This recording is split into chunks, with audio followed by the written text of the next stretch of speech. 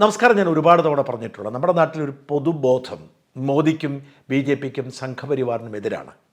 അവർ പറയുന്നത് BJPയുടെ ഭൂരിപക്ഷ വർഗീയത, മോദിയുടെ വംശീയ രാഷ്ട്രീയം നമ്മുടെ ജനാധിപത്യത്തിന് ആപത്താണ്.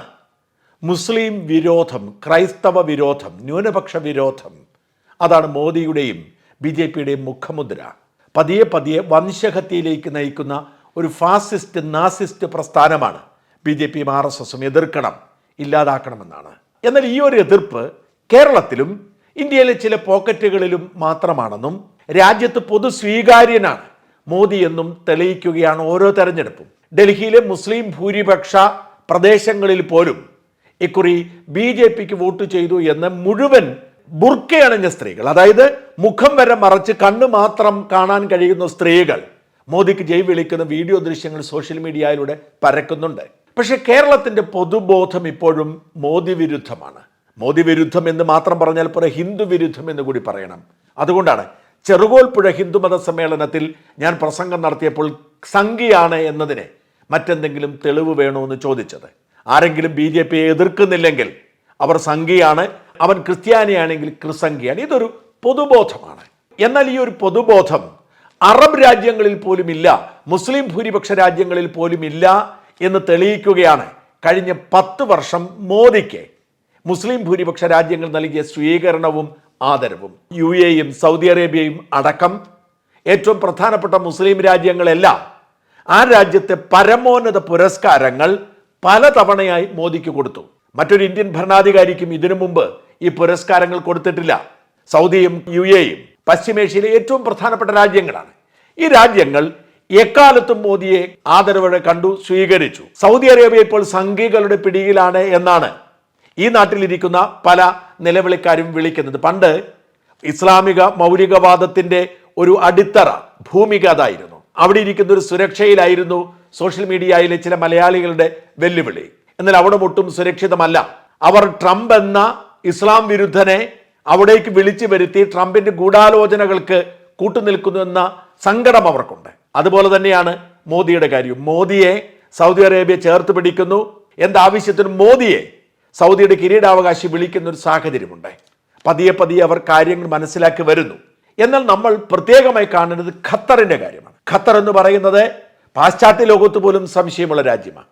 UAEയും സൗദി അറേബ്യയും ഒക്കെ ചിലപ്പോൾ ഖത്തറിനോട് കലഹിക്കാറുണ്ട്. അൽ ജസീറ പൊളിറ്റിക്കൽ ഇസ്ലാമിന്റെ അജണ്ടയാണെന്നും ഈ ഖത്തറാണ് പലപ്പോഴും ഇസ്ലാമിക മൗലികവാദത്തിന് വളം വെച്ചു കൊടുക്കുന്നത് എന്നുമുള്ള ആരോപണം അന്തരീക്ഷത്തിലുണ്ട്. നമുക്കറിയാം ഹമാസിന്റെ ആസ്ഥാനം ഖത്തറിലാണ്.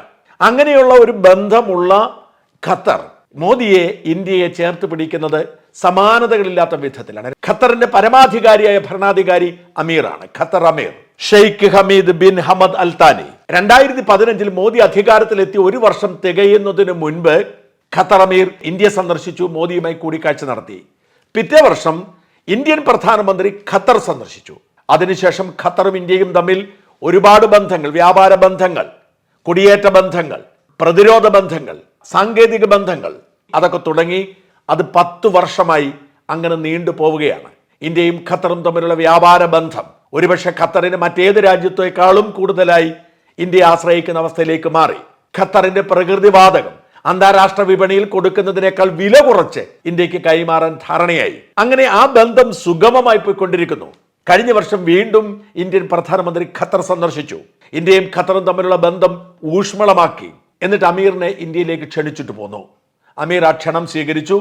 ഈ തിങ്കളാഴ്ച 2 ദിവസത്തെ സന്ദർശനത്തിനായി ഖത്തർ അമീർ മാത്രമല്ല പ്രധാനമന്ത്രി അടക്കമുള്ള സംഘമെത്തി. ഖത്തർ അമീർ ഡൽഹി എയർപോർട്ടിലെത്തിയപ്പോൾ പ്രോട്ടോകോളൊക്കെ മാറ്റിവെച്ചുകൊണ്ട് സ്വീകരിക്കാൻ വേണ്ടി പ്രധാനമന്ത്രി മോദി എയർപോർട്ടിൽ പോയി. അങ്ങനെ ഒരു പതിവില്ല. മോദി അമീറിനെ ചേർത്ത് പിടിച്ച് കെട്ടിപ്പിടിച്ച് ആനയിച്ച് കൊണ്ടുപോയി. 2 ദിവസം അമീറിന് കൊടുത്ത സ്വീകരണവും സ്വാഗതവും അമേരിക്കൻ പ്രസിഡന്റിന് കൊടുക്കുന്നതിന് തുല്യമാണ്. ഹൈദരാബാദ് ഹൗസിൽ വെച്ച് ദീർഘനേരം ചർച്ച നടത്തി. ഇന്ത്യയും ഖത്തറും തമ്മിൽ ധാരാളം പുതിയ വ്യാപാര കരാറുകളിൽ ഒപ്പുവെച്ചു. മെമ്മോറാണ്ടം ഓഫ് അണ്ടർസ്റ്റാൻഡിംഗിൽ ഒപ്പുവെച്ചു. കൂടുതൽ ഊഷ്മളമായി മുമ്പോട്ട് പോകാനുള്ള എല്ലാ തരത്തിലുള്ള ചർച്ചകളും നയിച്ചു. ഇന്ത്യ എക്കാലത്തെയും ഖത്തറിന്റെ പ്രിയ സുഹൃത്താണ്.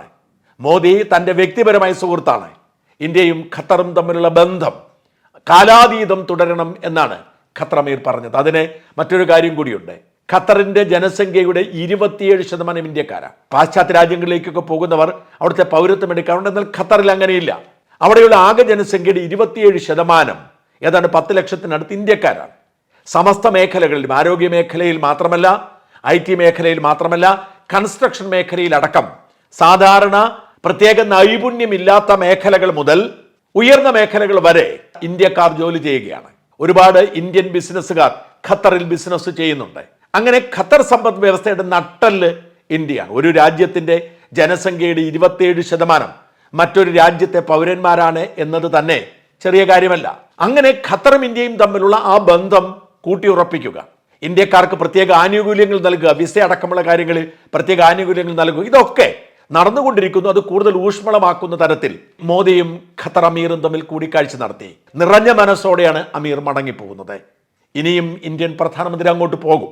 ഈ ഒരു ഊഷ്മളമായ ബന്ധം നിരാശപ്പെടുത്തുന്നത് വാസ്തവത്തിൽ മോദി വംശഹത്യക്കാരനാണ്, മുസ്ലിം വിരോധിയാണ്, മോദി തുലയട്ടെ എന്ന് ബഹളം വയ്ക്കുന്ന ഈ നാട്ടിലെ കുറച്ചു പേരെയാണ്. അവർ നിശബ്ദരാണ്, അവർക്ക് മിണ്ടാൻ പേടിയാ, മിണ്ടാട്ടം നിലച്ചു, അവർക്ക് മോങ്ങാനേ പറ്റൂ. അവർ നിലനിൽക്കുന്നത് തന്നെ മോദി വിരുദ്ധ സംഘവിരുദ്ധ രാഷ്ട്രീയത്തിലാണ്. ആ മോദിയെയാണ് ഖത്തർ അമീർ ചേർത്ത് പിടിക്കുന്നത്. ആ മോദിയാണ് ഖത്തർ അമീറിനെ ചേർത്ത് പിടിക്കുന്നത്. ആ ഖത്തറാണ് ഇന്ത്യയുമായി ഊഷ്മളമായ സൗഹൃദം പങ്കുവയ്ക്കുന്നതും പരസ്പരം ആശ്ലേഷിച്ച് ആദരിക്കുന്നതും. സ്വാഭാവികമായും ഇവിടെ മോങ്ങലുയരും. ഇത്തരം പൊട്ടിക്കരച്ചിലുകൾ കരഞ്ഞു മാത്രമേ തീർക്കാൻ കഴിയൂ. അവർ കരയട്ടെ. ഭാരതവും ഖത്തറും ഊഷ്മളമായ ബന്ധത്തിൽ ഇങ്ങനെ മുമ്പോട്ട് പോയിക്കൊണ്ടിരിക്കും.